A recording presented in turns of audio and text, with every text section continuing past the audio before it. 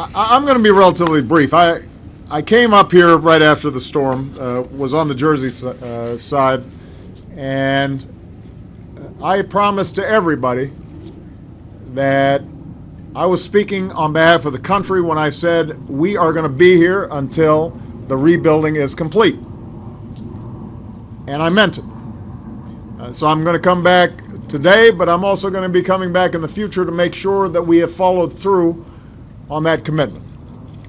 I want to thank the outstanding leadership that's been provided by state and local officials. Obviously, Governor Cuomo and Mayor Bloomberg have done an outstanding job. To Borough President Molinaro, thank you so much for your leadership at a time when the folks here on this island were obviously going through extraordinarily difficult times.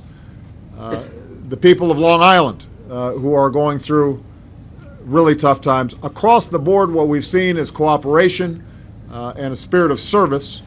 And for the first responders who are here, the police officers, the firefighters, the EMS folks, the sanitation workers who sometimes don't get credit but have done heroic work, we are so grateful to you because you exemplify what America is all about. I'm grateful to the Red Cross, who's been so responsive, not just here, but in disasters around the country. And I want to thank all the volunteers. As we were shaking hands over there, we had folks from every part of the country. We had some Canadians who would come down to help out. And during difficult times like this, we're reminded that we're bound together, and we have to look out for each other. And a lot of the things that seem important, the petty differences, melt away, and we focus on what binds us together, and that we as Americans are going to stand with each other in their hour of need. Now, more specifically, we are now still in the process of recovery.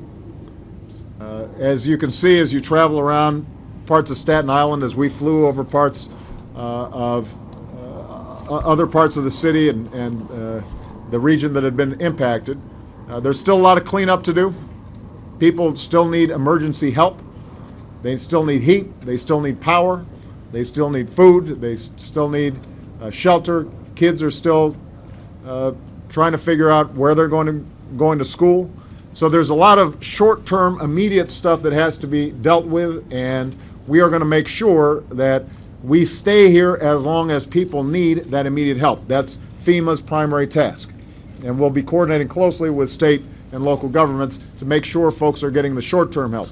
But what we've also already heard is that there's going to be some long-term rebuilding that's required.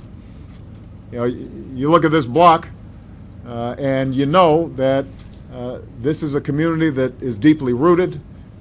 Most of the folks that I met here have been here 20, 30, 50 years.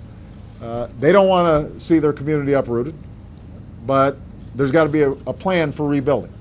And that plan is going to have to be coordinated, and there's going to need resources. So what I've committed to doing is to work with the outstanding congressional delegation led by your senators, Chuck Schumer and Kristen Gillibrand, also working with Governor Christie and the Jersey delegation to try to come up with a game plan for how we're going to be able to resource the rebuilding process. And I'm confident, as Governor Cuomo said, that we're going to be able to do it. But it's going to require everybody focus on getting the job done. We're going to have to put some of the turf battles aside. We're going to have to make sure that everybody's focused on doing the job as opposed to worrying about who's getting the credit or who's getting the contracts or all that stuff that sometimes goes into the rebuilding process.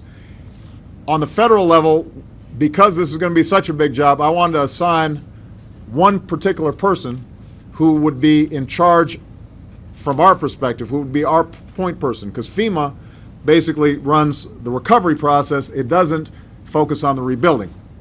For that, we've got to have all government agencies involved.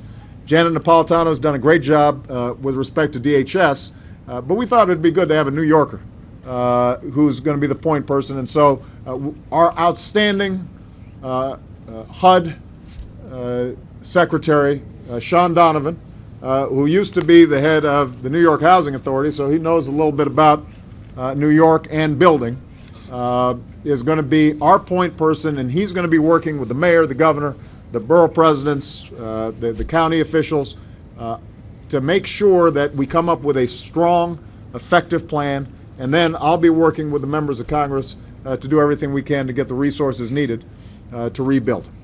And I have every confidence that Sean is going to be doing a great job, and so people should feel some confidence about that. Let me just close by saying this.